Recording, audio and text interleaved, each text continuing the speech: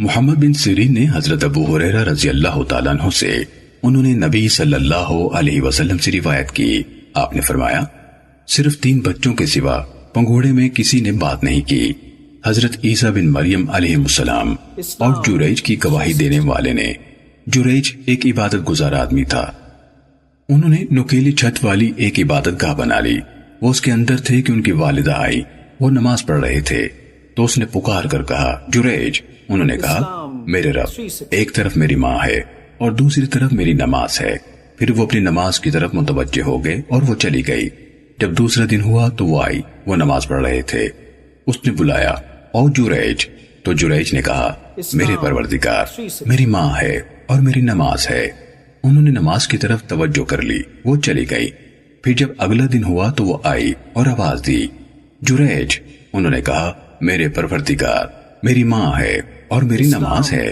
پھر وہ اپنی نماز پہ لگ گئے تو اس نے کہا اے اللہ، بدکار عورتوں کا منہ دیکھنے سے پہلے اسے موت نہ دینا۔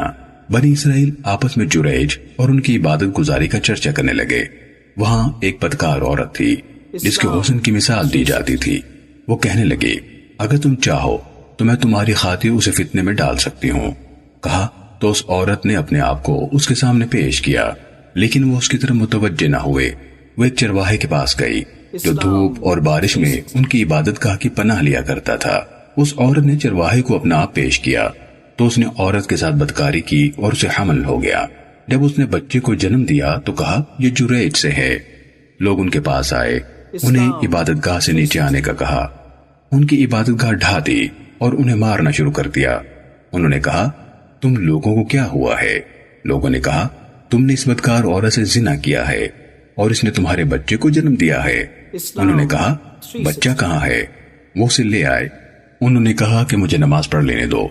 انہوں نے نماز پڑھی۔ جب نماز سے فارغ ہوئے تو بچے کے پاس آئے، اس کے پیٹ میں انگلی چبھوئی اور کہا بچے تمہارا باپ کون ہے؟ اس نے جواب دیا فلاں چرواہا۔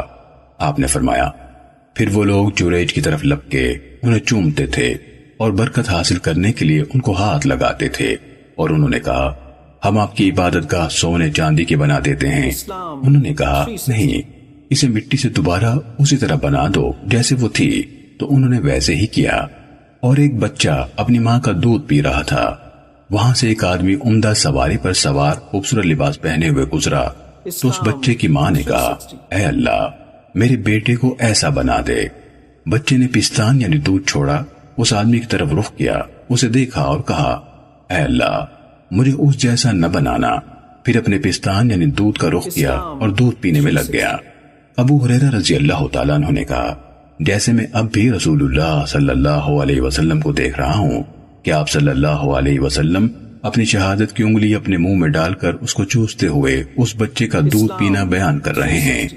آپ نے فرمایا پھر لوگ ایک لونڈی کو لے کر گزرے، وہ اسے مار رہے تھے اور کہہ رہے تھے تو نے زنا کیا، تو نے چوری کی، اور وہ کہہ رہی تھی مجھے اللہ کافی ہے، وہ بہترین کارساز ہے۔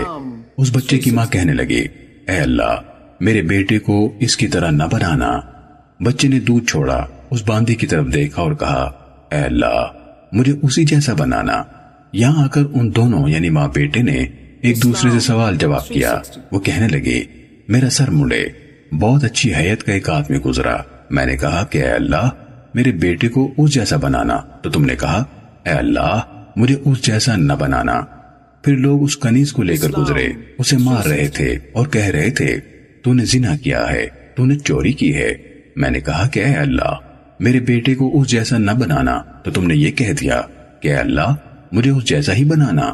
اس بچے نے کہا وہ شخص دوسروں پر ظلم ڈھانے والا جابر تھا، اس لیے میں نے کہا کہ اے اللہ، مجھے اس کی طرح نہ بنانا۔ اور یہ عورت جسے لوگ کہہ رہے تھے کہ تو نے زنا کیا، حالانکہ اس نے زنا نہیں کیا تھا، اور تو نے چوری کی، حالانکہ اس نے چوری نہیں کی تھی، اس لیے میں نے کہا کہ اے اللہ، مجھے اس کی طرح پاک باز بنانا۔ صحیح مسلم حدیث نمبر 6509۔